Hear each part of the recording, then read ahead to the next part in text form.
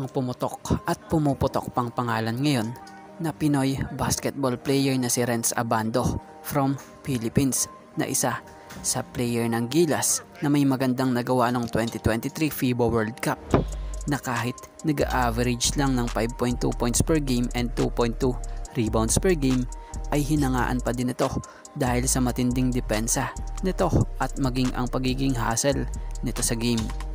Kaya naman, alam nyo bang ang PBA ay nagpadala na pala umano ng letter sa KBL League para manatili muna dito sa bansa si Renz Abando. At ayon sa report dito, sa Korea, nandito pa sa Pilipinas ang nasabing manlalaro na si Renz Abando dahil sa posibleng mapasama ito sa lineup ng Gilas Pilipinas para sa Asian Games na magsisimula sa Setyembre 23. Nilinaw nga rin na wala pa sa lineup ng koponan ng Anyang sa KBL si Renz para sa kanilang pre-season tournament. Kung titingnan natin kung tuluyan ng masama si Renz Abando sa ngayong binubuong pang team ng Gilas Pilipinas ay magiging malaki ang impact nito sa Gilas dahil nakakuha na agad siya sa nakaraang mga laro niya ng kumpiyansa. Tapos ngayon, itong sistema na bago na sa Gilas dahil iba na nga ang coach na hahawak dito at sa sistema ni Coach Tim talagang lahat magpapaikot ng bola dito. Di gaya nung nakaraan na hindi masyado gumagalaw ang rotation nila. Sa tingin natin, mararanasan ni Renz ang upgraded triangle system nitong si Coach Tim dito sa Gilas Pilipinas. At dito na rin tayo makakakita ng talaga namang mga play na umiikot sa player ang bola. Sa kabilang update naman tayo, malipat tayo sa PBA update.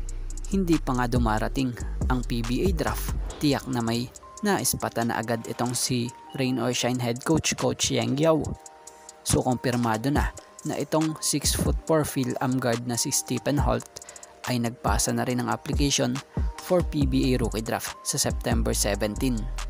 Sa PBA draft ng ito, magiging malalim ang rookie classes this Pro League this year. Si Stephen Holt this is a strong candidate to be number 1 pick overall dahil sa experience nito. Mga bigating liga na nga ang nalaroan nito. Nakapaglaro sa Amerika, nakapaglaro pa sa Europa.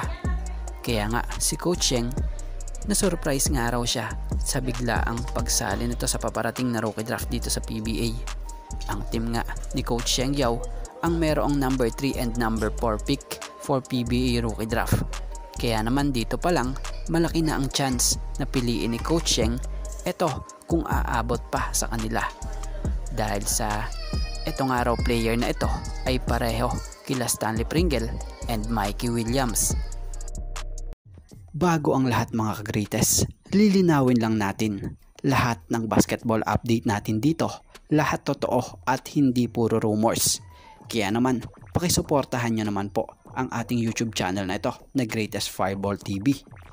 Please don't forget to like, comment, and share and subscribe para lagi kayong ma-update sa mga susunod pa nating legit basketball update.